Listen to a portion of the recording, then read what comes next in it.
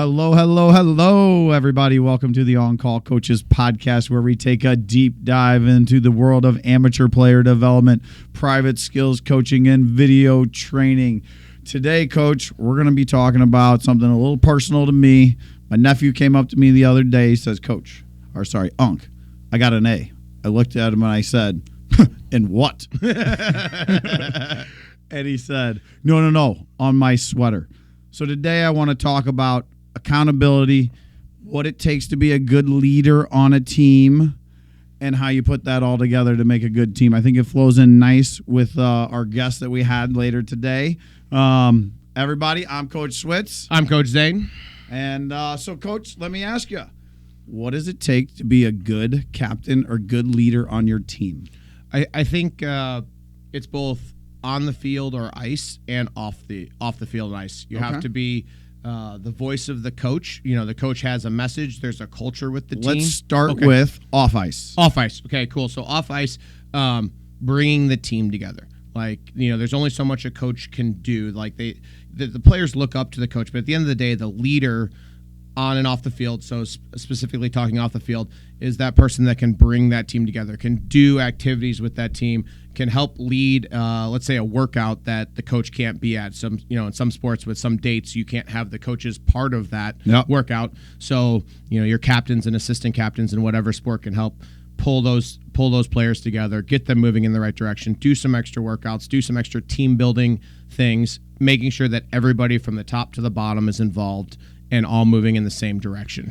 Do you think the best bonds are built at a team activity, or when they get away from the team and it's just the boys hanging out with each other? What do you think of that? Definitely just when the boys, you know, the boys or the girls are hanging out, they develop lifelong relationships, and a good leader or a bad leader can make those awesome or really bad and negative. I've been on teams that have both of those, where we had a really good, strong captain, brought the team together. We were charging for the same goal. We had fun while still working.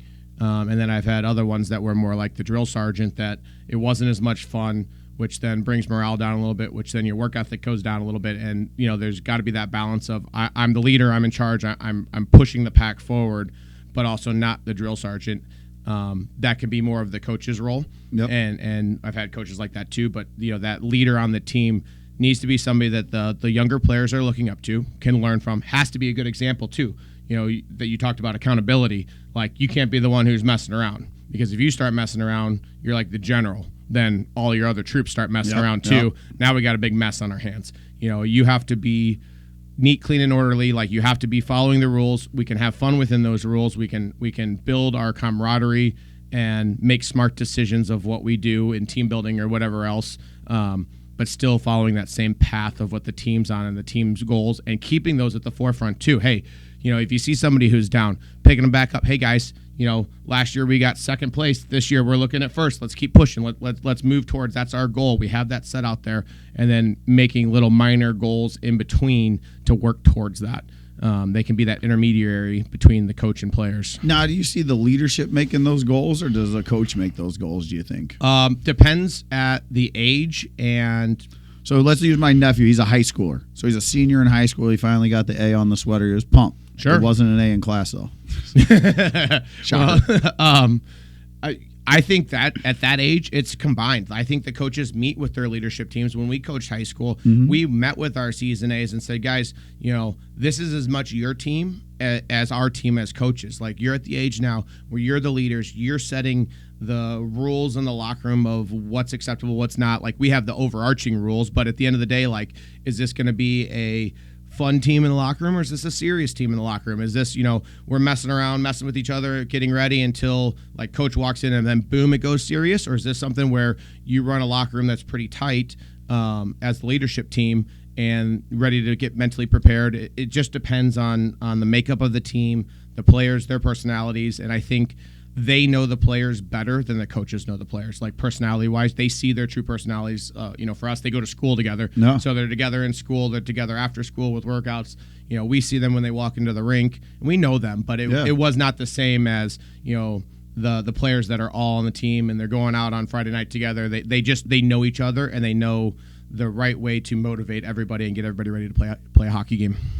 Now let's move a little bit on ice. How do you start leading on ice?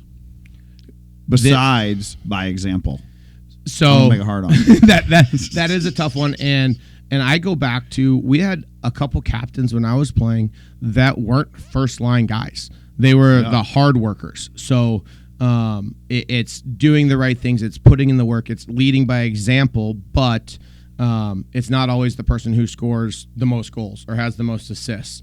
Sometimes it's that third line, fourth line grinder who is dumped dash and bash and just is sacrificing everything. Blocking shots. Oh man, or in front of the net, just taking a beating in front of the net by a defenseman and getting up and smiling. But at the end of the day, making the smart decisions isn't the one that turns around and punches that kid in the head and gets the penalty. Is the one that comes back to the bench and is like, "Hey, power play, power doesn't play, gonna get the power play. Go get it, power play. Like, you guys are up." And I can remember a player coming back to the bench and be like, "Boys, you're up. Let's go. I just got you a power play. It's your turn now. I did my job. You do your job now." All right, now I'm gonna narrow down on some concrete stuff. Okay. We talked general now. You keep saying bringing the team together. How do you do that? You know what I mean? Like, what are different ways than the standard ways of, let's have a workout together or something? Like, how do you make sure how do you make sure every teammate's included in the team? Sounds good. So back to, playing high school hockey, we all, as underclassmen, if we were playing on the varsity team, we had a senior or a junior who was assigned to take us to practice. Gotcha. And that was 20 minutes in the car with them going to Chesterfield Ice Rink, or 2 or 3 minutes if we went to Creve Coeur.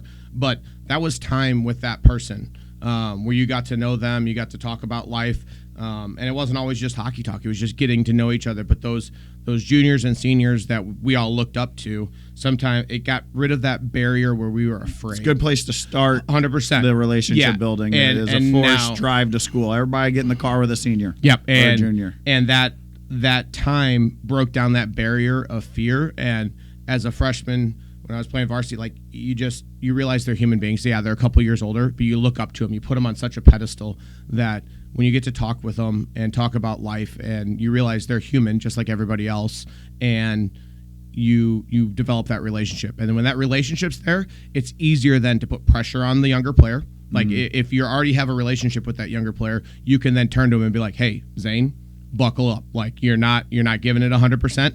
That conversation gets a whole lot easier when I know and trust that older person. Yeah. Yes, they can then, and then it's not mean. It's out of love. It's out of support, and not, I just need you to work harder. We don't have that relationship yet. And then it comes across as being very strict and mean. Those relationships are so key. Making sure that if there's a team get together, everybody goes. Yeah.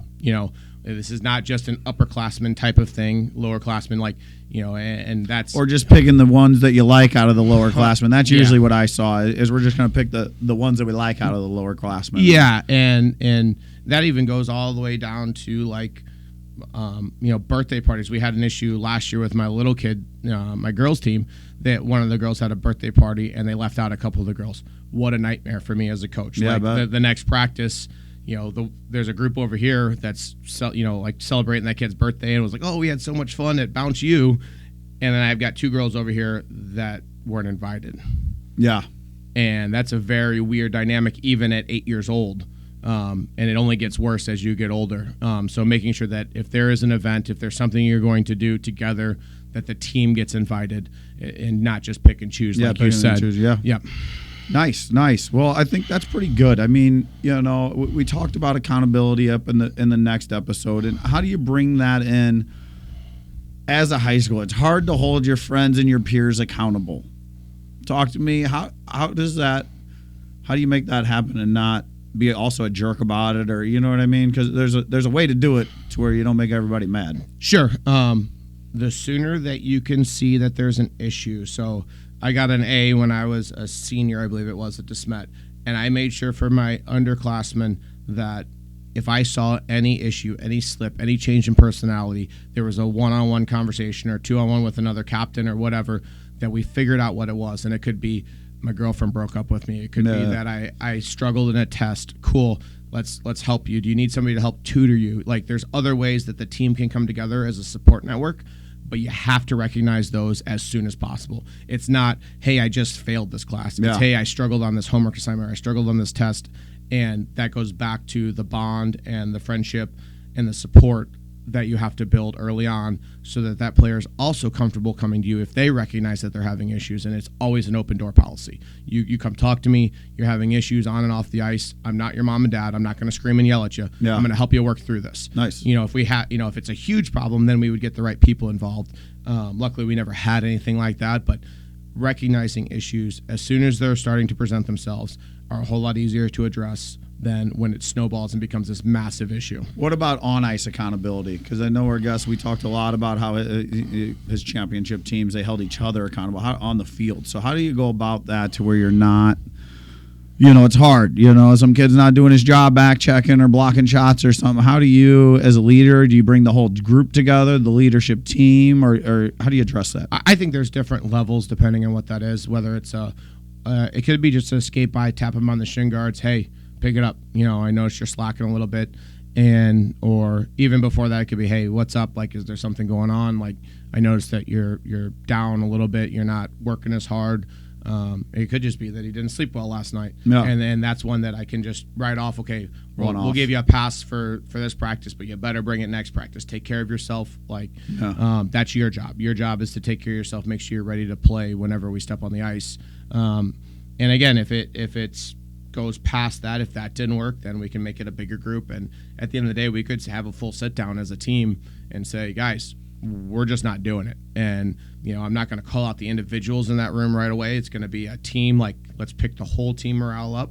And rising tide raises floats all boats. Yeah. So it's, let's bring up everybody's morale. Let's bring that back to the work ethic or the work, the level that we were at before we had these issues, and let's see if that brings that player up also. And again, just continuing to increase the pressure on him as it goes. But it can start very small. It's just a stick, and a lot of times that fixes it. A little stick tap. Hey, notice you're not working hard. Oh, they see that I'm not working hard. Well, and it's your peer, and you're looking at the senior like, oh, God. Yep. Now he's mad at me. Yep. And normally that's just enough. We're all athletes. We're high-level athletes, and we recognize when we're having an off day. And if somebody else recognizes it, we're very self-conscious of that, too. And that's normally just enough to get you going again. Perfect. Yeah. Well, I want to get on over to our guests now. Before we do that, we're going to go to a little quick commercial break from our presenting sponsors, and then we'll be right back with our guest in the interview. We'll see you back.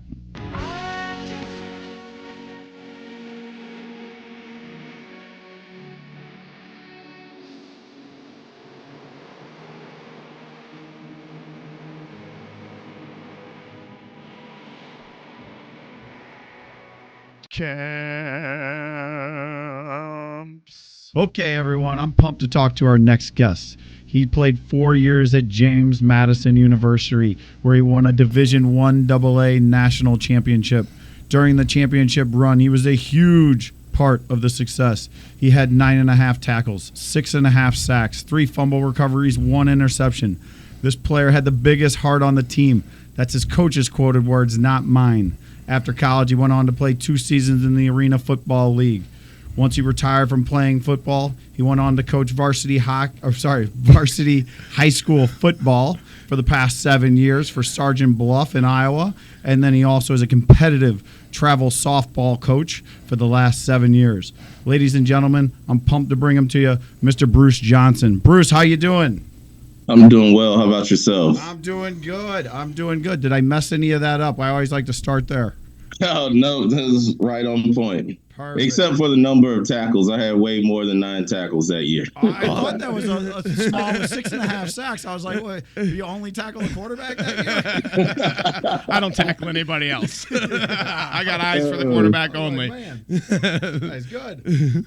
So I guess I want to start with talking about that season, that championship season, and we'll start with, were you guys expected to be that great for the year, or was that unexpected? I guess to everyone outside the program, it was probably unexpected. But within the program, there had been a lot of growth. We were really young when I first got there.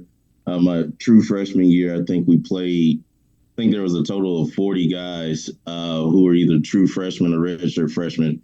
that saw significant action my first season there. So obviously there were some growing pains. Went 2-9 that year, 4-7 the next, and then the season before the national championship, we went 6-6.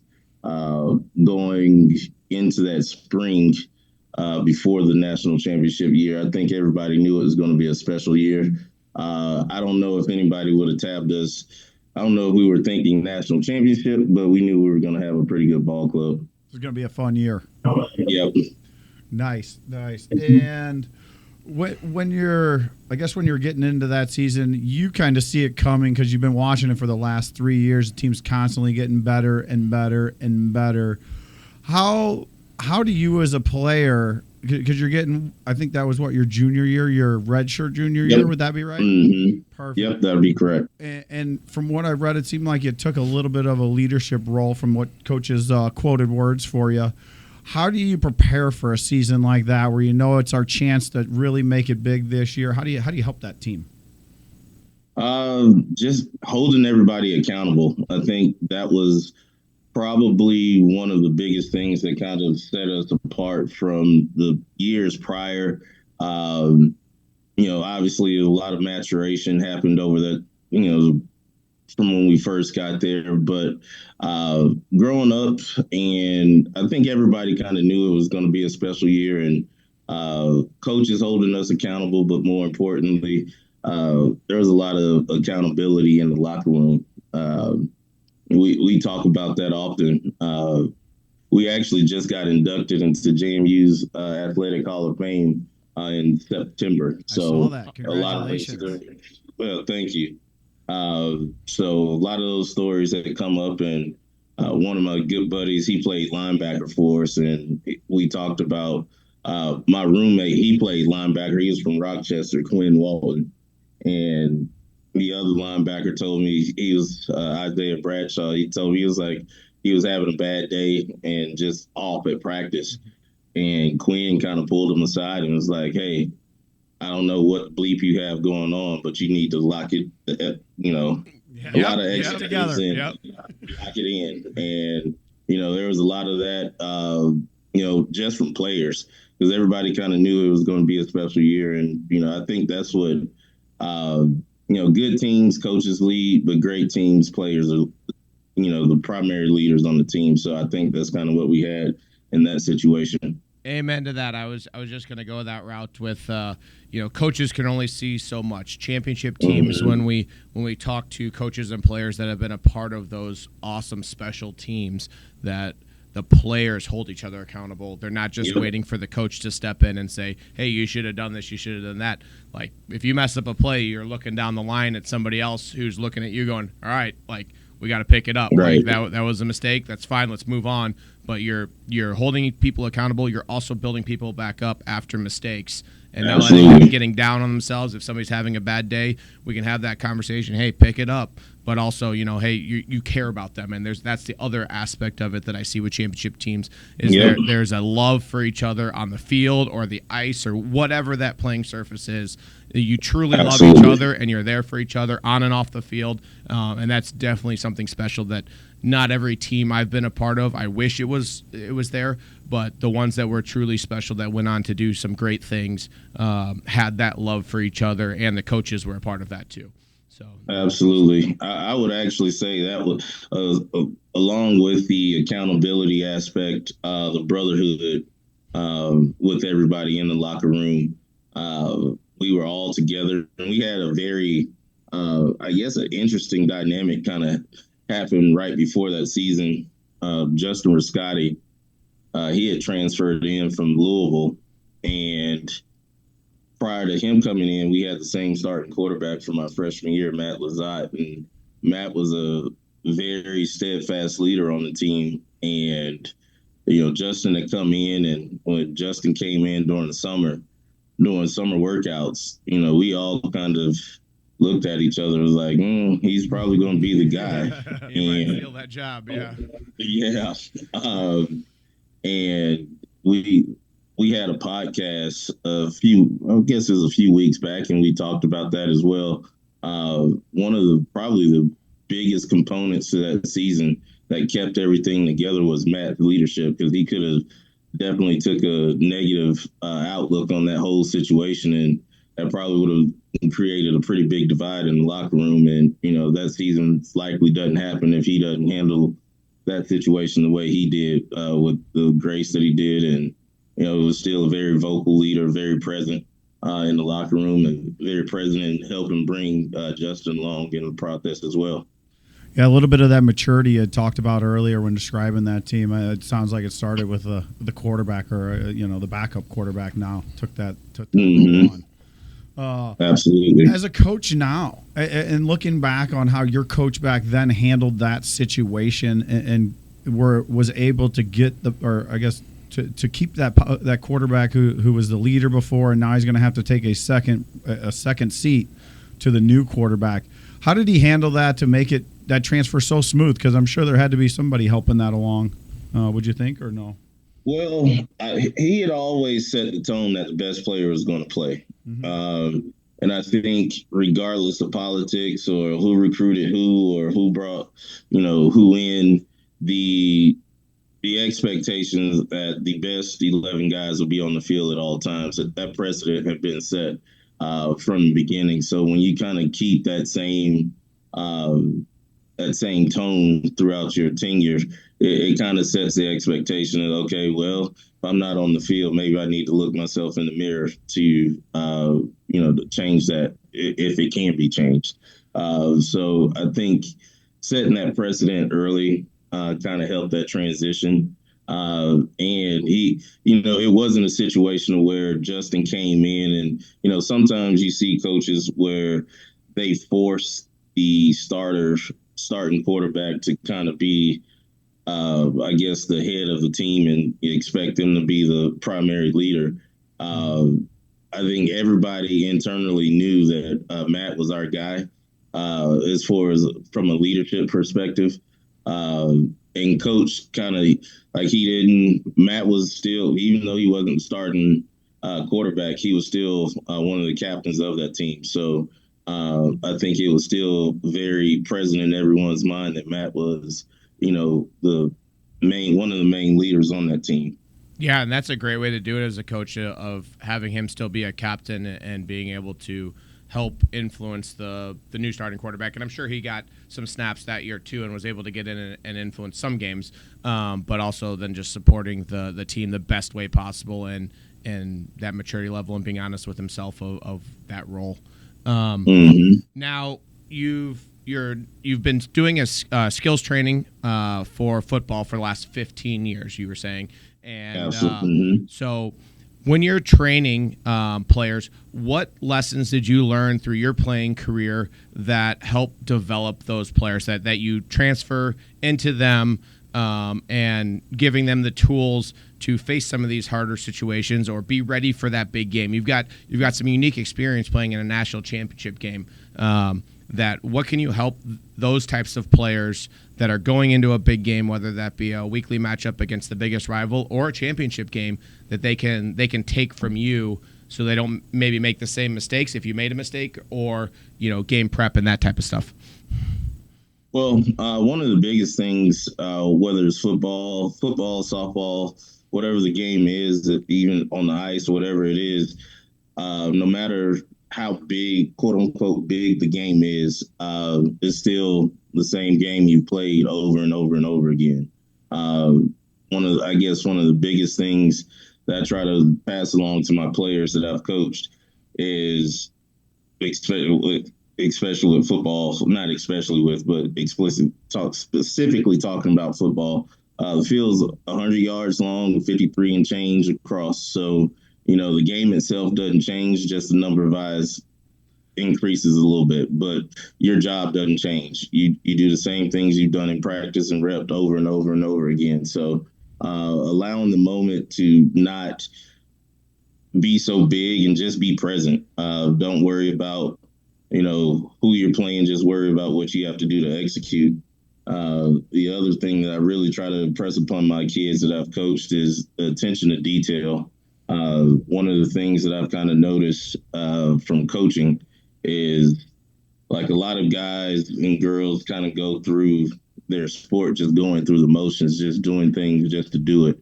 Um, from starting with warm-ups, everything has to be done with intent. And once kids start to understand that everything that they do when they get on the field matters, I think you grasp their attention a little bit more, because they always feel like there's a teaching moment coming.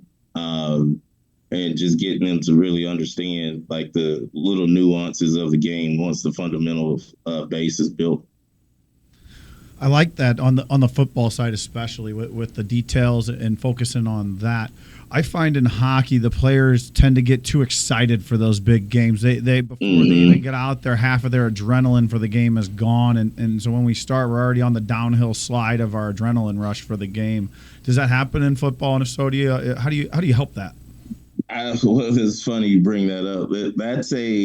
It's a very delicate balance, because I have a story for you. Year after we won the national championship, we went down to Coastal Carolina, ranked number 1 in the country. I think their quarterback was Tyler Thigpen. Goodness gracious, I can't remember. They had a really good receiver that played for the Bengals. They had probably about 3 or 4 guys that ended up playing in the NFL, but they weren't very good. Like, they actually had like no business being on the field with us. But prior to that game, our coach knew they were going to be jacked up and ready to go for that game, and high adrenaline on that side. And our coach Matthews, told us before that game, he was like, I don't want you guys going and blowing your load, during pregame. Let's just dial it back and just let it loose once kickoff starts. Problem is, we were a very rambunctious type. It kind of like really took us out of, who we were. And I remember during pregame, like you could feel the energy from the other side of the field. And I remember looking around, we were in our DB group and going through our, normal pregame routine. And I looked around and I told one of the other safeties, I was like, man, we about to lose. And it was mainly it just gave that real eerie feeling just because we weren't ourselves. You could tell everybody was kind of like, what's going on? Why is it so dead over here? And that's kind of how we played. We ended up losing by 4. But going back and watching that game, like, we were just way, way, way too flat at the beginning of that game. And, I always look to how we started that game, during pregame. It just wasn't us. So there is a very delicate balance of not being too excited, but also and I've never played hockey. I always wanted to. Too old to kind of get into that now, but football and I would imagine hockey are very emotional, type sports. Emotion kind of drives you a little bit. They're very physical, and so when you take that, try to put reins of control on that emotion, it's like it can go either way. You could, if a team isn't normally jacked up, maybe that kind of theory works of dialing them back a little bit, but you got to allow the players to kind of be themselves. Yeah, and I think that that's an aspect of home field advantage that you kind of hit that people don't think about. They think about, when the game's going on, the crowd and the noise and everything else. But even just pregame, getting ready, you're in somebody else's house, and you're just making sure that you stick to your typical pregame and working through that, whatever that system, that method is to get ready for the game. A plan. Yeah, and executing that plan. It doesn't matter which barn we're in. That's where we have to do our pregame the way that we would do it, just like if we were at our own ice rink or football field or ball diamond, whatever it is, making sure you stick to that and don't get sucked into whatever's happening on the other side of the field or ice or whatever. Well, and even individual players, you got to figure out your plan that makes you successful in the game, not just for the team's warm up plan, but you got to dial in your own plan for what it takes for you to step on the ice or field every time and perform. I had the same routine every time I went on the field pregame. Talk about it. What was a part of that? I love a routine and habits. So I was one of my main sports was baseball growing up. So I'm like very, very superstitious. So from left to right, I would put socks, shoes, and wristbands. I love it. From left to right. Then always listen to music.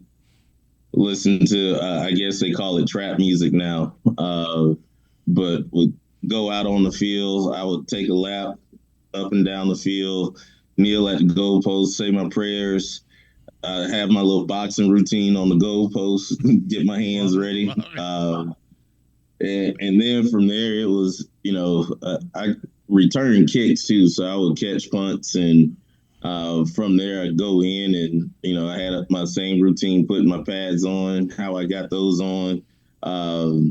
It's funny looking back, the meticulous nature of how I went about doing it and how I remembered to go through that same process over and over and over again. But it never changed from the time I got to JMU to the time I left.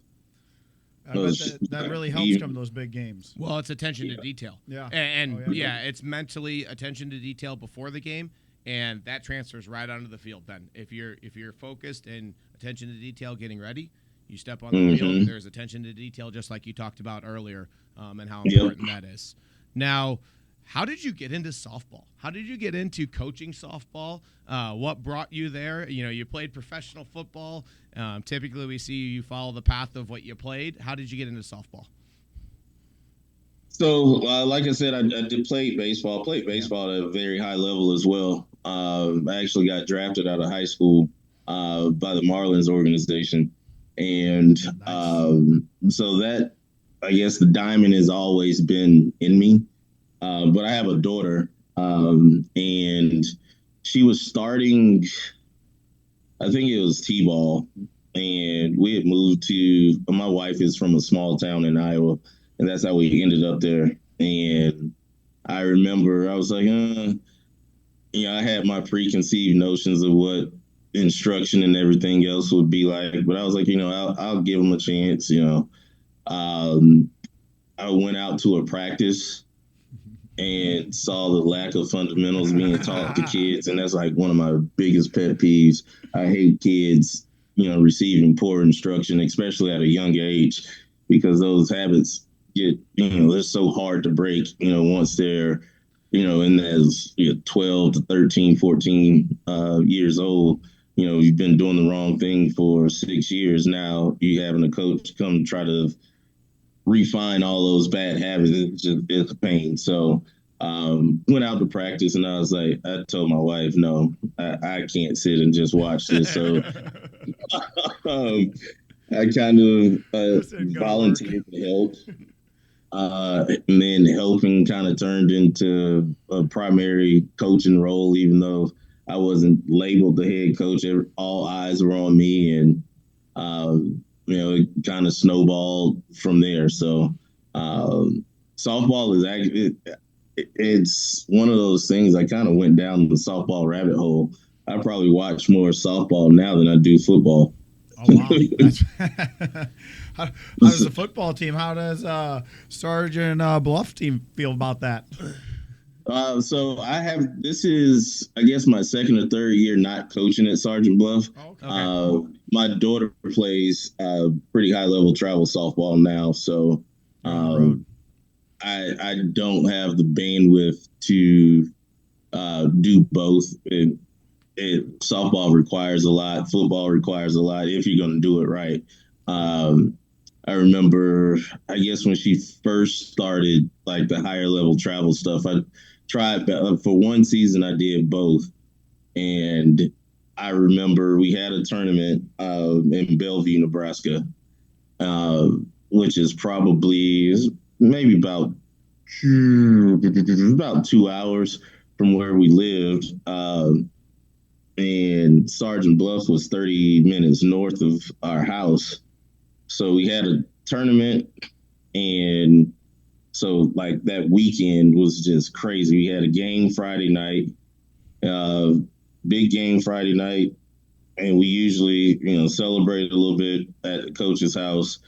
So celebrated a little bit, went home, had to be up at like 5:30 to get on the road to be at the field on time down in Bellevue.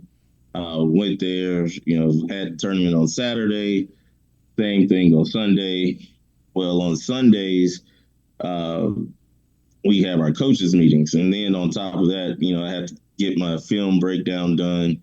So there wasn't a lot of sleep between Saturday and Sunday. Friday and We Sunday. had the tournament. I'm like, I think we made it to the championship of that tournament. So it was pretty late getting out of there. Had to take my daughter home because my wife had taken my mother-in-law back to her house. And so I was going to drop my kid off at the house and head on up to meetings in Sergeant Bluff. Well, I'm tired, pretty sleep deprived. I'm driving, and there was like, when you're driving, you have certain landmarks that you always pick up and kind of know, okay, I'm getting close. Yep. Well, I remember seeing this sign. It said like, I think it was like 20 miles to, I think it's 10 miles to Blanco, which in Blanco was 10 miles south of our exit. So I was like, okay, we're almost there. Well, I don't know what happened. Like I'm pretty, I'm spiritual, believe in a higher power.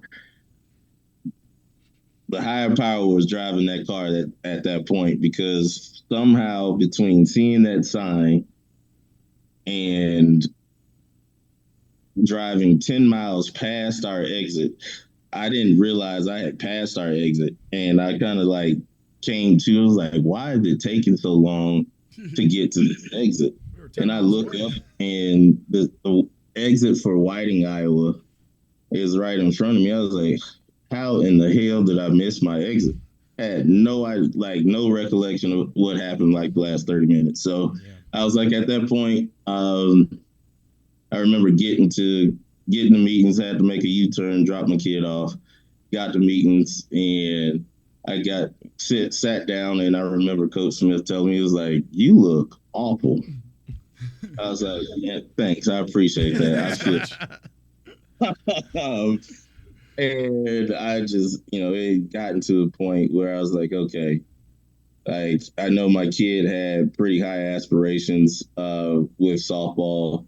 And I was like, I sacrificed a lot pouring into other people's kids. So, I'm going to kind of pour that same energy into my kid until, she gets to where she wants to go. And then, I can kind of divert that focus back to football. So, that door is still open, still very active in speaking with coaches and tracking the program. They're actually 9-0 right now, headed into the first round. Sergeant Bluff, yeah. Shout out there. Now, you brought your daughter back up, and she's a high-level softball player. What is the schedule like for a high-level softball player relative to practice and personal training and eating and being a kid and going to school? How do you balance all that with a high-level athlete? Like, it sounds like you're training right now.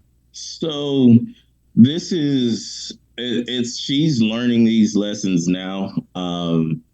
We spend a lot of time in the car.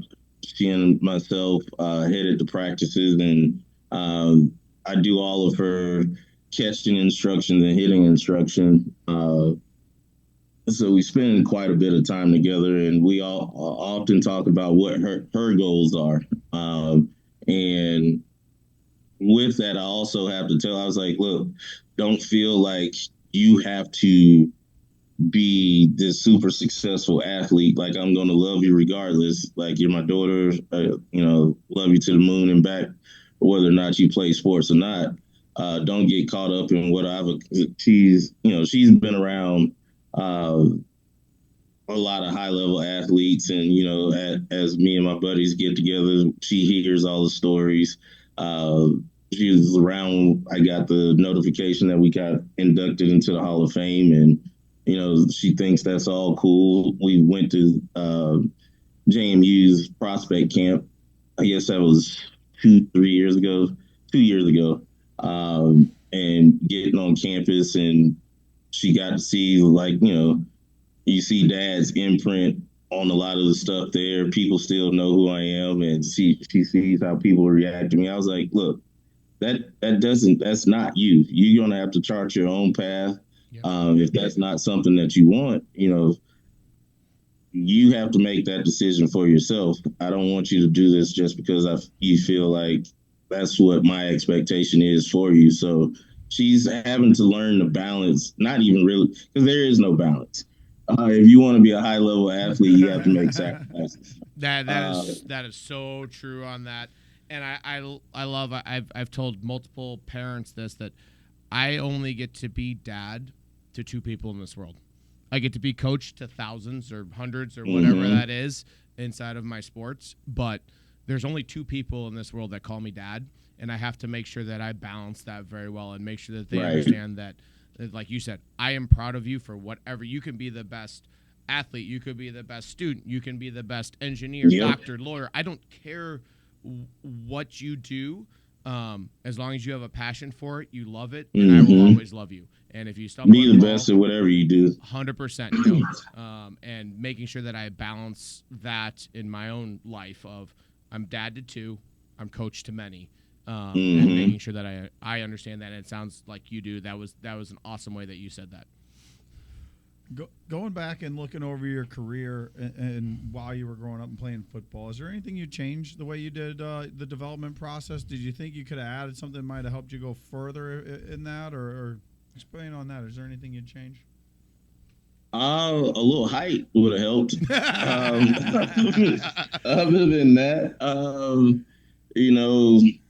I think one of the biggest things I think I would, and it's not much I would have changed. I was pretty dedicated to my craft growing up. I knew pretty early that I would be a scholarship athlete. I knew the ability was there, and so I treated, how I went about my business in that manner. In college, in hindsight, knowing that, I did play, dabbled in the professional league for a little bit, was a fringe NFL guy, had a couple workouts, and, I think back to my time in college and wish I probably wouldn't have partied as much. I enjoyed college thoroughly. Got your money's worth. I had a good time. Hindsight, I probably could have had that same level of good time, but just cutting out a few things. Honestly, like, probably some of the best times I had were really just playing cards and video games with my teammates. Not even really going out. So that's probably about the only thing I would change, which is interesting. It's that aspect, may or may not have, that might have been the difference between, me being an All-American, just changing a couple habits for it. So, because you only get a finite window to kind of be in that position. So, probably wish I would have taken a little bit more full advantage of that at that time. Now, follow up to that, what do you see that has changed in the development process for kids these days? What new tools, what new approaches are you seeing that are, I guess, different than the way you prepare? There's so much information out there now. So many different platforms for kids to really try. I guess there's so much you can learn from, but there's so much bad information too. Just because it's free flowing information everywhere on, social media, the internet. But once you can kind of hone into, some quality stuff, like kids have access to so much, and so I think we kind of see that play out in the lower levels of sports now. Like kids are just so like they're doing things that you usually wouldn't see kids doing until they were latter high school ages or maybe in college. These kids are now, they're so specialized and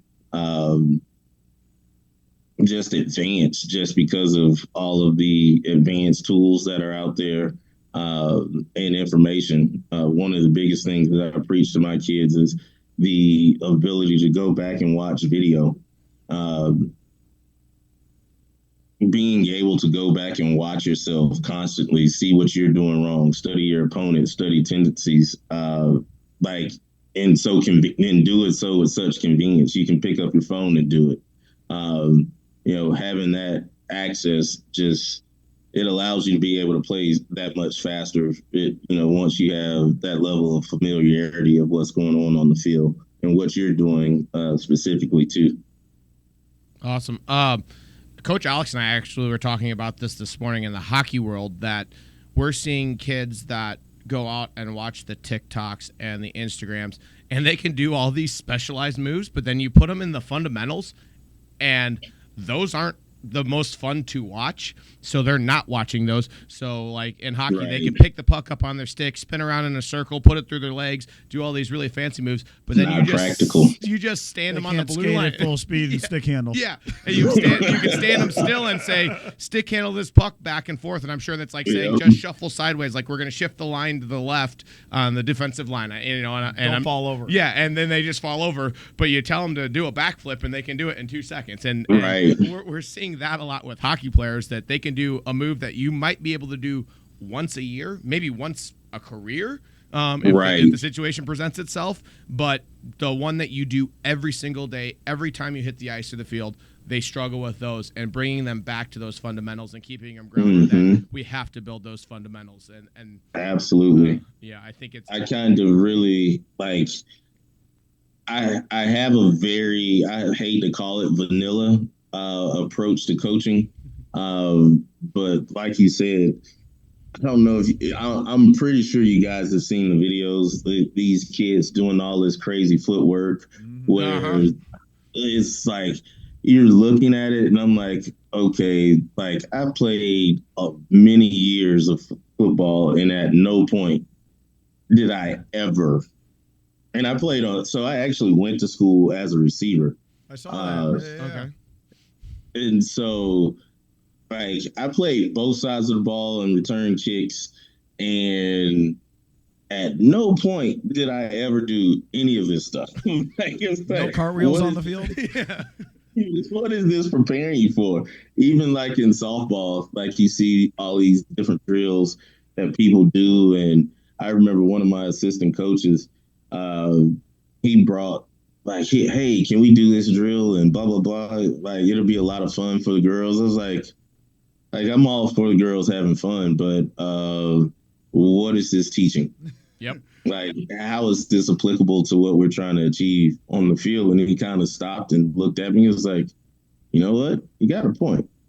Like, I'm very much so like, let's nail down the fundamentals of the game. Let's understand the game. And once you actually understand the game and have the solid foundation of fundamentals, there's so much that you can do just from those two things versus having all these specialized skills like you touched on. You may use some of that stuff like once in a lifetime. Yeah. If that. So definitely completely agree with you on that. Yeah, it's crazy some of the things that they can do, but miss the fundamentals. Now, one, thank you very much for your time. This has been awesome. Yeah, this has been an awesome interview. I've got kind of a two-part question at the end. One is you're on-call coaches, so you're a softball coach, you're a football coach. What do you cost per minute on our platform, and what amount of time do you suggest? So, and that could be sport dependent. You might need more film in softball or in football. What do you suggest they send you, and how much do you cost on our site? So on the site, I think I'm at $10 a minute. Yep. Per video clip.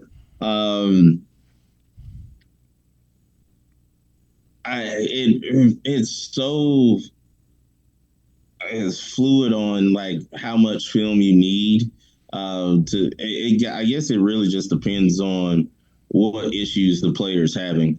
I would say, at least maybe 4 to 5 minutes of clips to just be able to truly get a sense of what they're doing all the time. If you have just a 1 minute clip of like, 4 or 5 plays, that's 4 or 5 plays where, they may have been really bad, or they may have been really good. You just don't know what they're consistently doing each individual rep. So having the ability to kind of get a gauge of what they're consistently doing through the course of a game, or even practice. And I know a lot of teams don't really film their practice, but training sessions and practices or whatever the case may be, it doesn't necessarily have to be game film, but just getting a sense of what they're consistently doing. Once you kind of understand what they're doing consistently, I think you can properly address whatever those needs may be. Makes sense. Yeah, you like to get a general, not like a background on the player. Getting 5-6 minutes, let you see who they are totally as a player, not just their one. It might have been a good set of downs, or maybe the backup quarterback was in. You might not see what it's truly like against the same talent. Yep. Mm-hmm. We close every show like this. What's one piece of advice that you give to a player that wants to make it to the next level, whether that's going high school or middle school to high school to college, college to pros? What's one piece of advice that you have for an athlete in closing that you can leave everybody with? Study the game, whatever it is that you want to do. One of the things that I've noticed with this younger generation, they don't watch their sport like we used to growing up.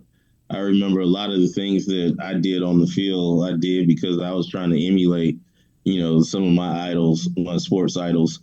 And like kids today don't really watch the game, but you pick up so much from watching, professionals, do the craft over and over and over again. Like you just kind of understand like those biomechanical movements a little bit better if you watched it over and over and over and over again. Just become a student of the game. Nice. Well, Bruce, I really appreciate you coming in and all your time this morning. Thank you guys as well. People, everybody look out for Bruce on OnCallCoaches.com. We'll see you guys next week. Bruce, we'll see you. Zane, thanks again. Thanks, Coach Switz. Thanks, Bruce. See you, everybody. Bye now. Have a good one. You too.